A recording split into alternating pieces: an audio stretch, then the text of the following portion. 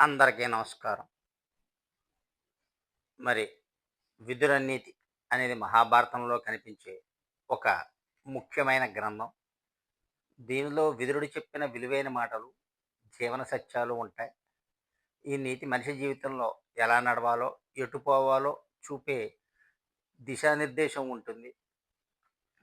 ఈ గ్రంథంలో సమాజం, మతం, రాజనీతికి సంబంధించిన విషయాలు చక్కగా వివరించబడ్డాయి. విదురుడు పని మనిషి గర్భంలో జన్మించాడు. కానీ అతని తెలివి, ధర్మం వల్ల రాజ్యసభలో అతనికి ఒక మంచి స్థానం దక్కింది. పాండు, ధృతరాష్ట్రుల కంటే విదురుడు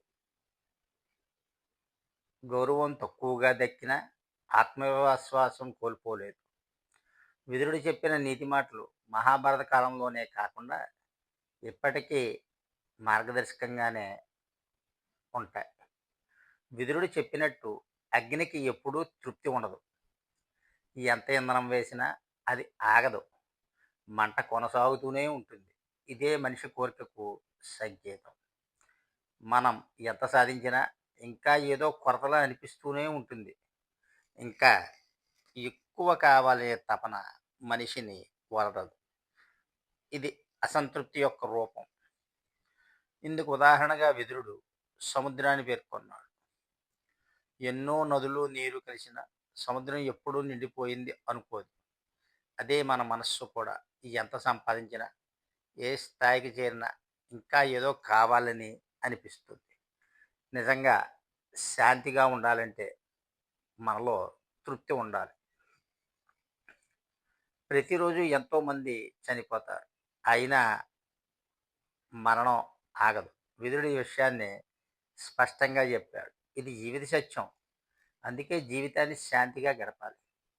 మన జీవితంలో శుభం తేవాలంటే మనం ప్రతి క్షణాన్ని విలువైనదిగానే భావించాలి.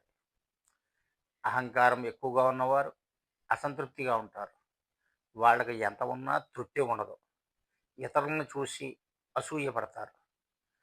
విదురుడు చెప్పింది ఏమిటంటే మిగతా వారి జీవితం చూసి మనం బాధపడనవసరం అవసరం లేదు.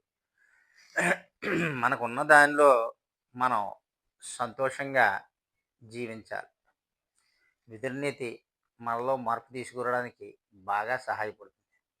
తక్కువలోనే తృప్తిగా ఉండడం, ధర్మబద్ధంగా జీవించడం, మంచిగా ఆలోచించడం వంటి విలువలు మనలో ఉంటే మన విలువ పెరుగుతుంది. మన ఆలోచన మారితే మన జీవితం సంతోషంగా ఉంటుంది. సర్వే జన సుఖినో భవంతు.